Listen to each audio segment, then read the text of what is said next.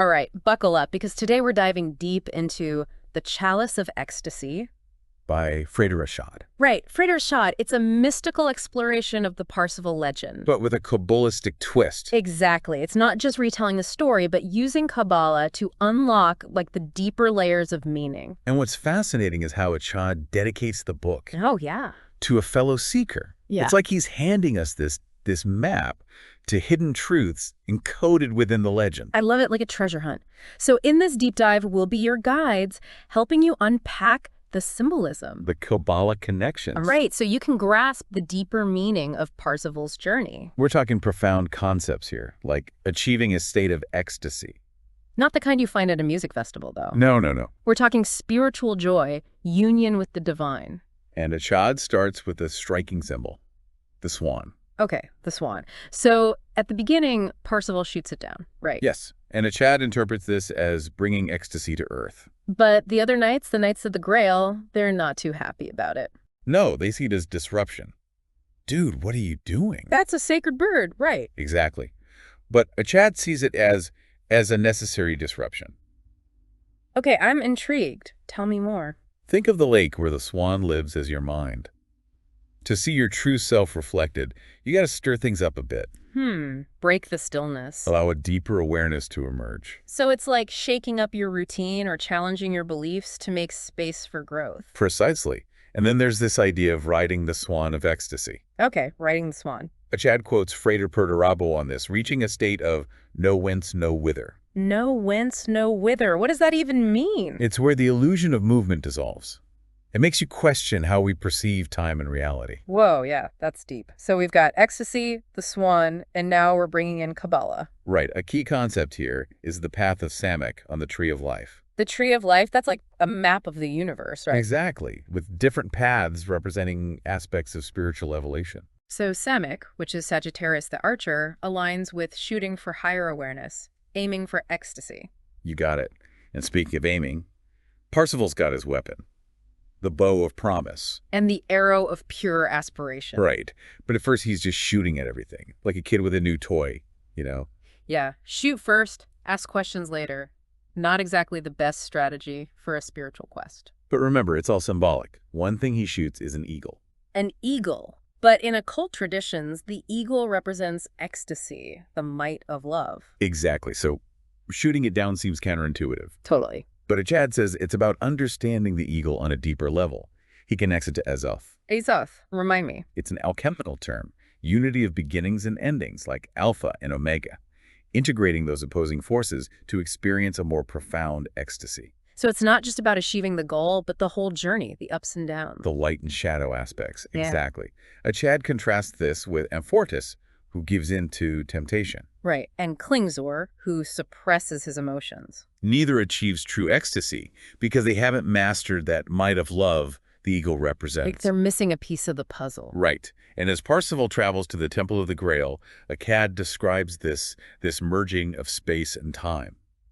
Have you ever been so engrossed in something that time just melts away? That's exactly it.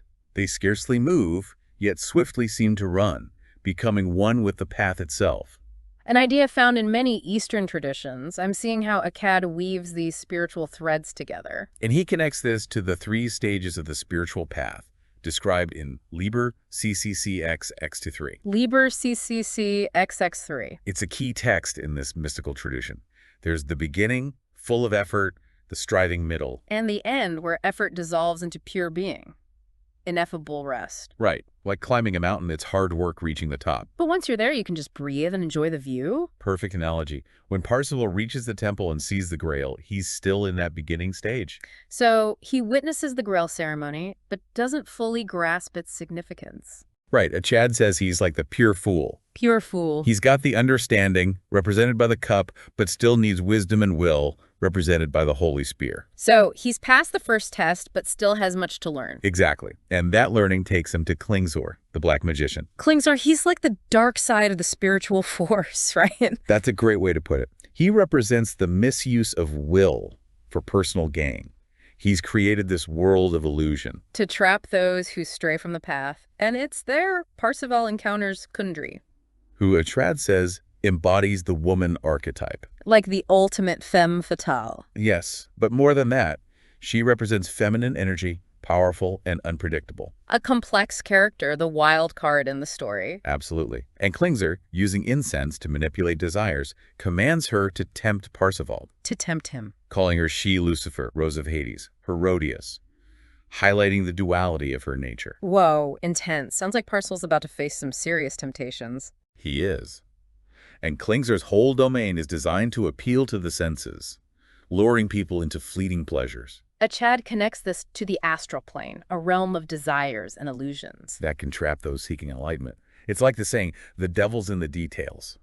Klingsor uses those details to distract people. From the true path. Exactly. And in this garden of desire, Parzival meets the flower maidens, representing those temptations. Ah, yes, the flower maidens. Achad links this to the voice of silence, warning against the fires of lust, the sweet-tongued voices of illusion. Classic hero's journey, navigating illusions and distractions to stay focused on his purpose. And his weapon in this realm is the Sword of Innocence, which we might interpret as the Sword of Reason. So he's using his intellect to discern what's real from illusion. Precisely. He's not just blindly following his heart, but engaging his mind, developing a balanced approach. But this sort of reason isn't the ultimate tool, right? It pales in comparison to the Holy Spear, representing true will and a higher purpose, Which, unfortunately, is in the wrong hands with Klingsor. demonstrating the dangers of misusing such power. And then Kundry tries to seduce Parzival. Not just physical temptation, but trying to derail his whole mission. This is where her duality comes in, right? She is. And Parzival's response is fascinating. Through Kundry's embrace, he realizes Amfortis's failure. How succumbing to desires leads to suffering, preventing true ecstasy. Right. So in a way, Kundry helps Parzival by showing him what not to do. Interesting twist. It's like those obstacles that ultimately guide you, even if frustrating at the time. Achad suggests even Kundry's curse on Parzival's path is an act of intuition. Blessings in disguise. I've had those moments. And then Klingsor throws the Holy Spear and Parzival catches it. Powerful moment of transformation, symbolizing Parzival accepting his true will. Taking control of his destiny. And then he uses the spear to destroy Klingsor's illusionary world. The power of the word, represented by the spear, destroys the illusions, reveals true reality. Klingsor's ego-driven world crumbles, and Parzival's free to continue. But then he faces a new challenge. Becoming Nemo, the no-man, and tending his own garden in darkness. This is where things get really interesting. Okay, so last time we left Parzival becoming Nemo and tending this hidden garden. It sounds peaceful, like a retreat after all that battling. It is a kind of retreat, Yeah. but not all quiet contemplation. You see, Achad connects this to a passage Oh, yeah. in Liber CCCX8, where Nemo is described as nurturing some roots while causing anguish to others. Anguish. So it's not all sunshine and roses then. Not exactly. Yeah. It's a metaphor for personal growth, letting go of things, even if painful, to allow new growth. Like pruning a plant. You got to cut away some branches for the healthy ones to flourish. Precisely. And it's during this pruning that Parzival faces his shadow self, the parts he's been avoiding. Ooh, the shadow self. That's always a tough one. Right. Achad doesn't get specific about those shadows, but it's implied this is where the real transformation happens. Like, the darkest nights produce the brightest stars. He's going through a dark night of the soul. To emerge more integrated. And when Act 3 opens, the landscape is transformed. Gone is the barren wasteland, What's there instead? a vibrant spring scene. Like the world reflects the positive change in Parzival. Beautiful. Like, nature is celebrating his inner victory. And in this revitalized landscape, we encounter Gurnemans. Ah yes, Gurnemanes.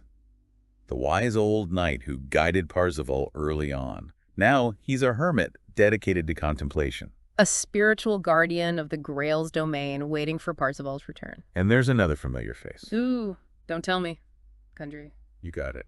Wait, but she tried to lure him away from the Grail? What's she doing back in this sacred space? It's not explicit, but Achad suggests she's been drawn back, maybe intuitively, to find redemption. Remember Parzival told her they'd meet again? It's like her subconscious led her there. Her own journey of transformation, mirroring Parzival's. Makes sense. And Gurnemans notices a change in her. No longer the defiant, seductive figure. Oh, so what's different? Her first word upon waking is surface. Hmm. A shift in priorities, you see. From temptress to servant. Quite a turnaround. And Achad doesn't explain exactly what caused this shift, but implies Parzival's rejection, his unwavering focus, Yeah. had a profound impact. She sees the power of true purpose, the futility of fleeting desires. So Parzival's commitment to a higher ideal inspired change in her, even unintentionally. His journey isn't just transforming him, it ripples outward, impacting those around him. That's the beauty of genuine spiritual growth. It's contagious. It is. Okay, so we've got Gurneman's the wise guide, Kundry, the redeemed, and Parzival's about to make his entrance. Right, but not the shining knight we might expect. He's still in black armor, almost unrecognizable. Carrying the weight of his experiences, the darkness he confronted, a reminder he's not that naive youth anymore. Exactly. And as he sheds that black armor, piece by piece, he's symbolically letting go of those burdens. Laying down his sword, his shield, removing his helmet, it's like a rebirth, shedding the old self. A baptism, a ritual cleansing, and Kundry plays a part. Oh, what does she do? She bathes Parzival's feet, a gesture of humility, service, surrendering to the will of the Grail. Remarkable, complete reversal from her earlier attempts to seduce him, a genuine change of heart. And Achad emphasizes the holy oil used in this anointing. Kundry produces a golden flask, symbol of her inner awakening. Wow. By anointing Parzival, she consecrates him and simultaneously seeks her own redemption. So her service is a step towards her own liberation, not just helping him, but herself too. It's how selfless service can be a path to spiritual growth. And the oil itself is fascinating. Achad quotes from Liber IV describing it as the aspiration of the magician, a blend of 4 substances. 4 substances. Representing the entire tree of life. Okay, remind me, the tree of life is like a cosmic map, right? With each branch representing an aspect of creation and spiritual evolution. So this oil, it's like concentrated spiritual energy representing wholeness, integration. Yes, penetrating and consecrating everything it touches, symbolizing the transformative power of divine love. That love leads to Parzival's redemption and ultimately Amfortas's healing. But before they go back to the temple, Yeah. there's that moment of reflection, right? Right. Parzival, looking at the revitalized landscape, remembers his childhood, marvels at nature's beauty, realizing it reflects his unseen labor. A feeling of accomplishment looking back and seeing how far you've come. Exactly. And Gurnwins calls it Good Friday's spell, connecting suffering and redemption. A reminder that even the darkest experiences can yield something beautiful. More than just getting stronger, it's about suffering's transformative power. Okay, yeah, I see that. And Parzival, reflecting on the agony he saw, asks, should only mourn in sorrow. He realizes suffering isn't the end, but a catalyst for transformation. A profound insight into the human experience. We all go through tough times, but they can be opportunities for growth. And Gurnmans explains how nature rejoices in the Redeemer's sacrifice. The tears of sinners, holy rain, renewing the world. A powerful image of forgiveness, love triumphing over suffering. Even our mistakes, our darkness, can be transmuted into something positive. And Kundry, seeing Parzival's compassion, sheds a tear. Achad connects this to the dew of pure love. Dew of pure love. Tell me more about that. Achad quotes Liber IV, describing it as a universal solvent, a harmonizer, bringing balance. Spiritual alchemy, turning negativity to positivity, suffering into joy. The healing power of love, melting wounds, creating new beginnings. Beautiful. And Achad differentiates human love, attached to limitations, from divine love, embracing the infinite. That's the love Parzival embodies, the love that will heal Amfortas, restore balance to the Grail Kingdom. Yes. So we've got Parzival, the newly anointed hero, Kundry, redeemed, Gurneman's, the wise guide, all going back to the temple. What awaits them inside? Despair, anguish. Titurel, the former king, is dead. Amfortas, consumed by guilt and suffering, begs to be killed. Heartbreaking to imagine him trapped in pain, unable to fulfill his duties as Grail King. And in this despair, Parzival enters, wielding the holy spear. Like the cavalry arriving. But there's more to it, right? Achad says true ecstasy often comes when all seems lost, when the partial, the transient, give way to the real. Like hitting rock bottom and realizing you can only go up. Exactly. The darkest hour before the dawn. I like that. And Parzival declares, one weapon only serves. The one that struck can staunch thy wounded side. Powerful statement. The spear that caused the wound can also heal it. And Amfortas, recognizing the true will in Parzival, accepts his fate. Parzival heals him, using the spear. Restoring him to wholeness, the redemption of the Grail King achieved, an incredible turning point. And with this healing, The Grail is unveiled, symbolizing restored balance, the triumph of the true will. The puzzle pieces fall into place. Light floods back into the Grail Kingdom, dispelling shadows, restoring harmony. And Aphrodite points out that Parsifal, redeeming Amphrodite, also achieves his own redemption. He becomes the master of the temple, embodying the unified well, Wow. the channel for divine love and ecstasy to flow into the world. What a journey. But there's still the Kabbalistic interpretation to unpack. Right, we've explored the symbolism, the psychology, but now we dive into the hidden code, the Kabbalah. Okay, I'm ready to crack that code. Numbers, names, deeper meaning. Let's do it. All right, welcome back to the deep dive. We've journeyed with Parsifal through trials, temptations, and finally, redemption. But we're viewing it all through Achad's The Chalice of Ecstasy, using Kabbalah to decode a hidden layer. And this is where it gets really exciting, right? It is. Achad uncovers these hidden connections, like numerical codes embedded in the story. Okay, I'll admit Kabbalah can be a bit intimidating. How does it apply to Parsifal? Well, at the heart of Kabbalah is the Tree of Life, a diagram mapping the universe's structure. A cosmic blueprint, you see. Okay. And each element of the Parsifal story can be placed on this tree, revealing a deeper meaning. So the Tree of Life is like a key to unlock a secret code within the story. Precisely. Imagine the elements of the story as puzzle pieces. The Tree of Life is the framework, the picture on the box, showing how everything fits together. Got it. Give me an example. The Grail itself connects to the Sephira Bina on the Tree of Life, representing understanding. Sephira, remind me what that is. Think of the Tree of Life like a map with different stations, realms. Each station is a Sephira, representing an aspect of reality. So Bina is like the realm of understanding. What about the Holy Spear? That links to Chakma, the Sephira of wisdom and will. And here's where it gets fascinating. Those two Sephiroth, along with Tifereth, representing beauty and harmony, form the shape of the Chalice of Ecstasy. Wow, so the chalice's structure is encoded within the Tree of Life. Exactly. And Achad adds up the numerical values of those three Sephiroth. They equal 326. Okay, 326. Guess what else have that value in Hebrew? I have no idea. The name YHVH, the Hebrew name for God. No way. So Parzival's quest for the Grail, this journey to ecstasy, is also a representation of the divine journey, the quest for union with God. One of the mind-blowing connections Achad makes. He suggests Parzival embodies a universal archetype of redemption found in many traditions, including Christianity. So each character, symbol, event in the story has this deeper Kabbalistic significance. Absolutely. Even the names have meaning. Titrol, founder of the Grail Order, and Monsalvat, the mountain, both add up to 666 in Hebrew. 666, the number of the beast. That seems out of place in a story about spiritual enlightenment. It's not about evil here. In Kabbalah, 666 often represents the material world, physicality, limitation. Okay. Achad suggests those characters and the institutions they represent are still bound to earthly concerns, even striving for something higher. Fascinating. Even the bad guys have a symbolic role. What about Parzival? Does his name have a hidden meaning? Of course. The spelling Parchval, which Achad says is the oldest form, adds up to 326. It's the same number as the Sephiroth and the Hebrew name for God. Exactly.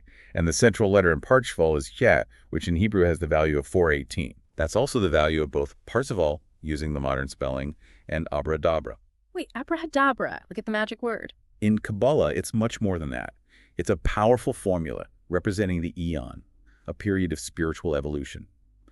Achad connects it to Parzival, suggesting his journey is not just personal transformation, but a transition to a new era of consciousness for humanity. So it's a shift in the spiritual landscape, a collective awakening. That's how Achad interprets it. Parzival's journey is a blueprint for our own evolution, confronting illusions, embracing our true will, and achieving union with the divine. This deep dive has been amazing. We've gone from an evil legend to esoteric symbolism to intricate Kabbalah. What's the takeaway for us, the listeners? Achad offers a profound understanding of the human journey toward spiritual fulfillment. It's a reminder that we all have potential for transformation, for overcoming challenges, and achieving ecstasy, that union with the divine. Parzival's journey is a metaphor for our inner work. We all have a holy grail to seek, illusions to overcome, and moments of redemption to achieve. And like Parzival, we might stumble, get lost, but the journey is key. Each challenge, each temptation, each moment of despair can lead us closer to our purpose. That's inspiring. We encourage you, our listener, to explore the Chalice of Ecstasy yourself. See what resonates with you. What symbols speak to your soul? What connections can you make to your own life? This deep dive was just a starting point. The real journey begins when you engage with the material and let the symbols spark your own inner exploration. Thanks for joining us on this exploration of the Parzival legend and the mysteries of Kabbalah. Keep seeking, keep questioning, and keep diving deep.